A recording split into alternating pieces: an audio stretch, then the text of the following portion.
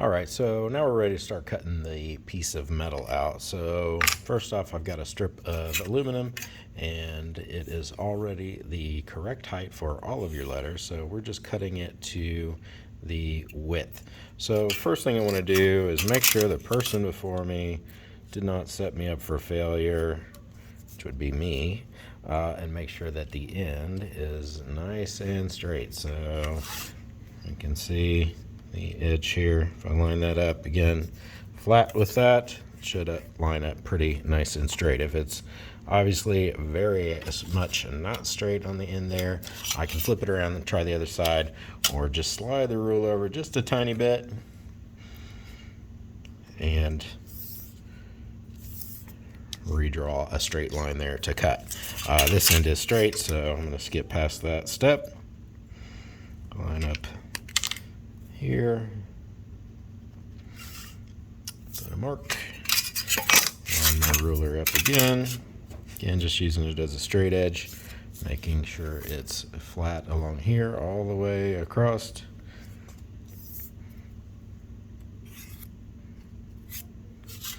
And this will become my metal blank. So I'm going to use some metal shears for this. Please don't try this with the regular scissors. And it may curl up a little bit on you while you cut, but that's what we're looking for. Okay, so to start getting this design transferred to here, we're going to do a couple things. First thing I'm going to do is cover the front of this in masking tape so that I can see my design.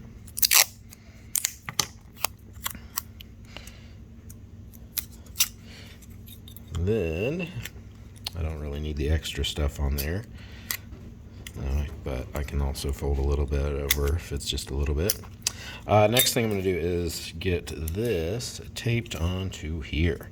So I want this lined up exactly on the edge.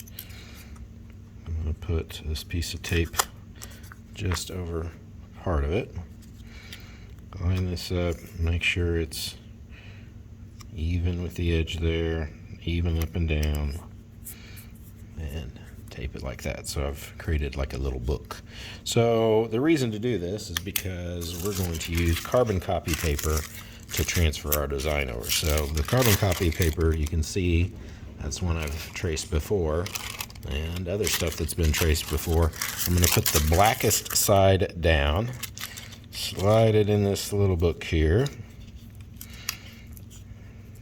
make sure it's all the way over to the edge, and then I'm ready to trace. So I'm just going to use a very sharp pencil. First thing I'm going to trace so I don't forget them are the little dots. The little dots show where my holes are going to be, and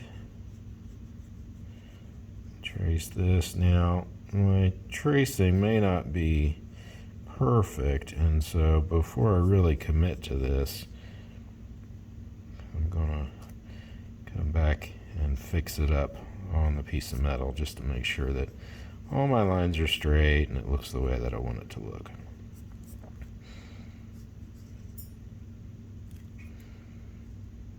Okay, so take a peek, and there's my design. Obviously you can see I missed a little bit there. So this is my chance to go back and really refine this before I start doing any cutting. So how would I refine that?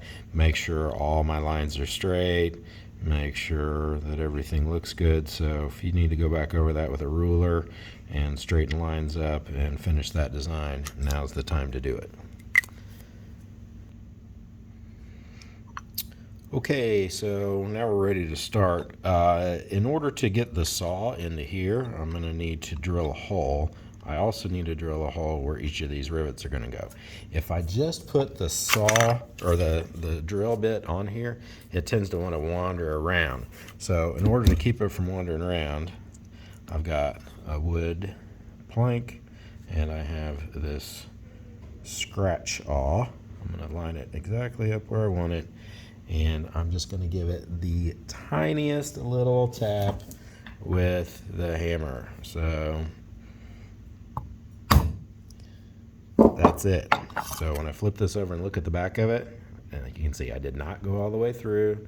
It just made a little divot for that drill bit to go into. So I'll put one there.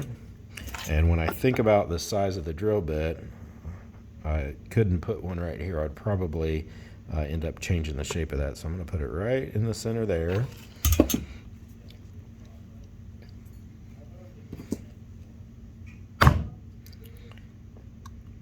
And kind of off to the side here. Again, keep in mind the diameter of the drill bit. And then I'll get every one of these rivets as well.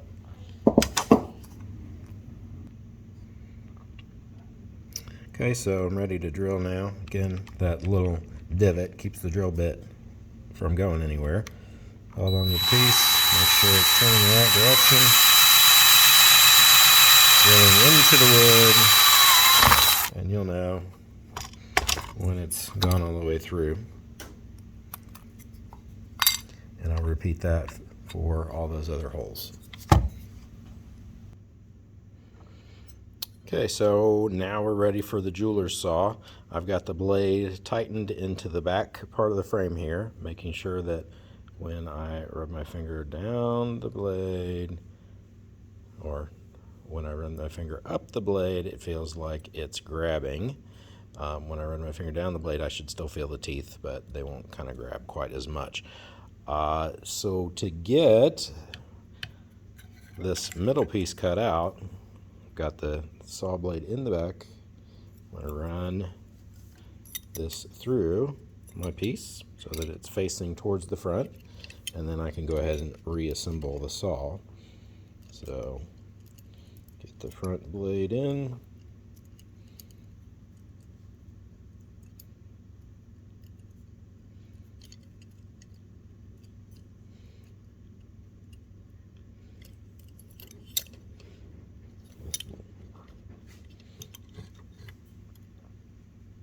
Sometimes it feels like you need 3 hands to do this. Okay, got the front blade in and tight. Slide this back as far as it'll go. Adjust the tension there. So now we're cutting more complicated shapes. Things to remember, obviously, if we twist the blade, it will break. If we push too hard on the blade, it will break. And if we just use one little part of the blade, it will break. So my main goal here is to show you how to turn a corner. So I'm going to zoom this in as far as I can. And I'm going to come over to that line, using the whole blade. And as I'm going this direction, I've got the saw had a little bit of a tilt, no worries. When I come into a corner, I'm going to have to straighten it up though. So I'm using the whole blade.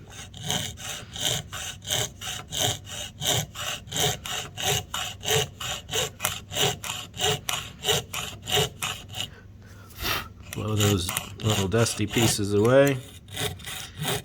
And when in doubt, kind of cut to the inside of the line. You can always file a little bit more off. Alright, so here I am coming to a corner. So now I'm going straight up and down with the blade. And I'm just going to turn the back of the blade away. So I'm moving it up and down. And again, got kind of to where I want to be. So I'm kind of slowly trying to go up and down in one spot while I turn the handle, and then I can come back this way. Once I get around that corner, then I can come back so that I'm sawing away from myself here. And when I get to this corner, go straight up and down. Make sure I can see what I'm doing. Slowly, slowly, slowly turning the back of the saw so that it changes the direction I'm going. And eventually we'll come back to where we need to go straight. And if it feels like it's stuck, like right now, I'm going to try to go backwards a little bit and just move it up and down. And eventually, you'll probably break a blade, just like that. No worries. If you're noticing it's getting harder to cut, make sure you're not cutting into the back with the wood here. It's not really going to hurt anything. It's just going to make it a lot harder to cut. This saw is meant for cutting metal, not for wood. So make sure you're centered over that hole there.